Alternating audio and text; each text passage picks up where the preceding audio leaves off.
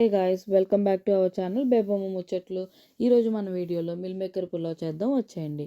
Mill మేకర్స్ని hot వాటర్లో వేసి ఒక 5 మినిట్స్ నానాక వాటర్ లేకుండా పిండుకొని తీసి పక్కన ఉంచుకోండి. ఇప్పుడు స్టవ్ మీద ప్యాన్ పెట్టుకొని ఒక 2 table spoon oil, 2 table spoon నెయ్యి యాడ్ చేసుకొని హీట్ అయ్యాక మసాలా దినుసులన్నీ అందులో వేసుకొని ఒకసారి కలుపుకోండి. నెక్స్ట్ అందులో కొన్ని ఆనియన్స్ యాడ్ చేసుకొని ఒక 2 మినిట్స్ ఫ్రై చేయండి. తర్వాత ఒక 2 table spoon salt, 1 table spoon పసుపు వేసి బాగా ఫ్రై చేసుకోండి. ఆనియన్స్ మంచి గోల్డెన్ బ్రౌన్ కలర్ వచ్చేంత వరకు ఫ్రై చేసి అవి కొంచెం గోల్డెన్ బ్రౌన్ కలర్ వచ్చాక అందులో క్యారెట్స్ యాడ్ చేసుకొని క్యారెట్స్ అట్లీస్ట్ హాఫ్ అన్న ఉడికేంత వరకు ఫ్రై చేయండి. నెక్స్ట్ అందులో కొన్ని పచ్చి బఠానీ, కొన్ని స్వీట్ కార్న్ యాడ్ చేసుకొని మంచిగా ఫ్రై చేయండి. తర్వాత ఒక 3 టేబుల్ స్పూన్ అల్లం వెల్లుల్లి పేస్ట్ వేసి అది పచ్చివాసన పోయేంత వరకు బాగా కలుపుకోండి. పచ్చివాసన పోయాక మిల్ మేకర్స్ యాడ్ చేసుకొని ఈ మసాలా అంతా దానికి పట్టేంత వరకు కలుపుకోండి.